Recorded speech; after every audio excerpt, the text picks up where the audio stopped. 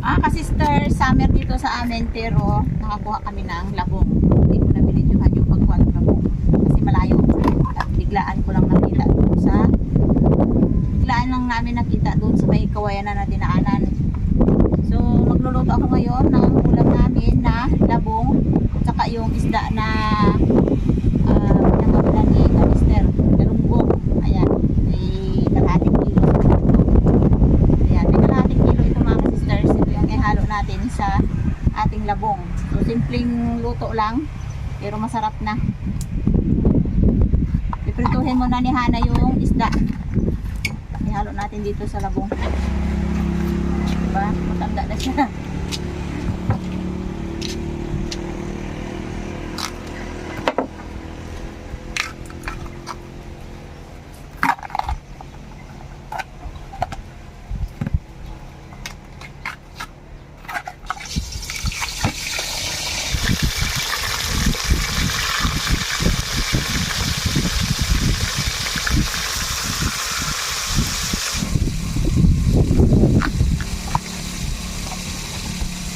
Mas gusto namin sa labong ay yung may sabaw is sa gataan.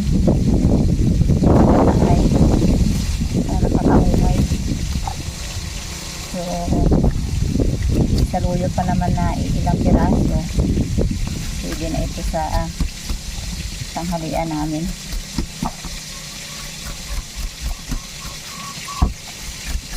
Ganito lang kasimple yung ulam lagi namin dito sa probinsya mga sisters. Hindi na kailangan magastos talaga ng malaki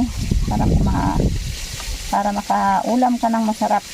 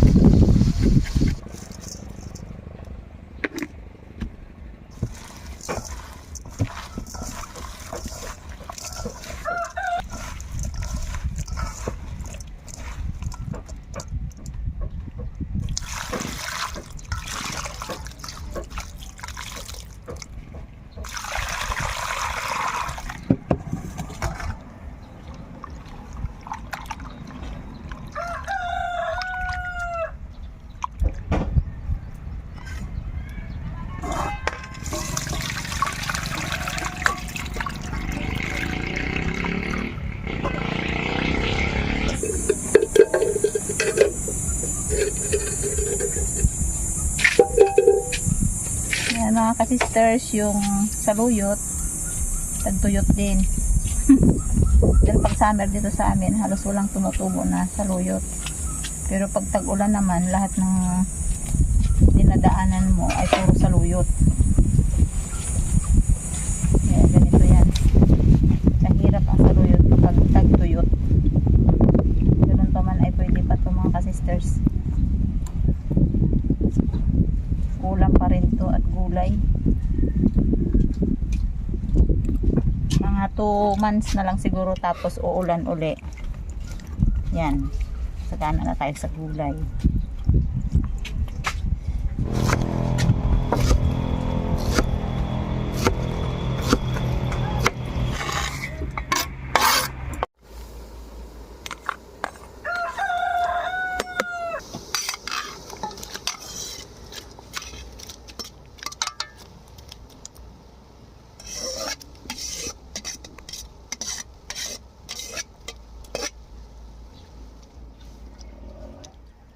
Lagyan natin ng bagoong mga ka-sisters pang palasa.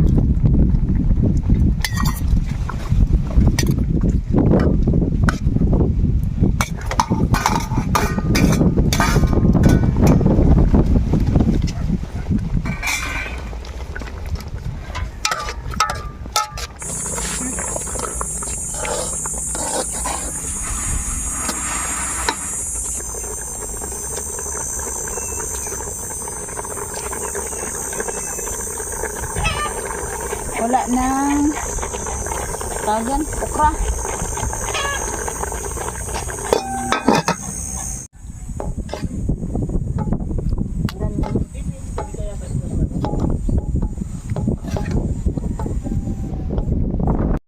Ay mga ka-sisters, tanghalian tayo. Yan, dalawa lang kami ni Aya ang kakain. Si Hana ay nasa higaan. Ayaw magkain, masama ang pakiramdam. Tapos ang ulam namin ay may pinirito at saka yung labong na pinulutan sa kapitbahay. Labong na nakuha sa malayong lugar mga ka-sisters, hindi natin nabidyohan. So si ka-mister naman ay hindi mo na kakain dahil masakit ang kanyang katawan. So kain tayo. Yan. Kuha na ikaw dyan. Para matutong tayo. So pray tayo. Maraming salamat doon sa pagkakas. Amen. Kain. Puting kain lang.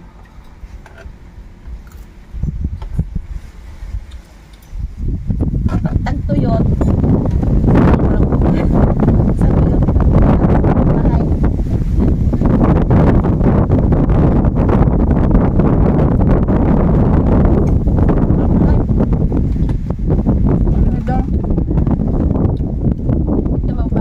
Labong lang ang ulam pero nakapinitor. Katay mga ka-sisters.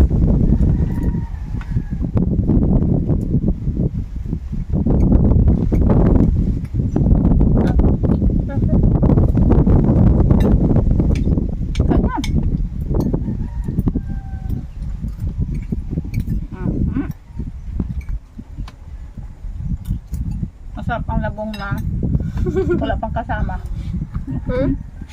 Bira lang magdami ang tubo dahil hindi pa nag-aulan. Summer pa kasi. Nami ay. Nalaman mo? Sarap ay.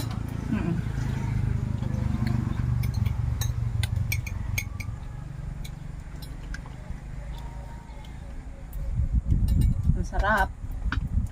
Tagal natin di nakatikim nito. Pag nagtag-ulan to, sunod-sunod na naman ang luto natin ng labong kasi maraming labong. Maganda sana kung may alam tayo sa proseso ng pag preserve. Mag-reserve ng labong. Katulad ng mga tag-ibang bansa, yung labong ay parang binuburo nila. Hindi natin alam kung paano nila gawin yun. Na pagdating ng oras ay pwede na naman nila kainin yung labong na binuro.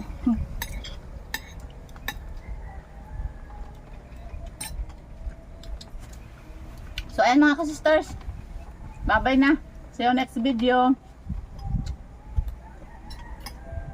Tama na.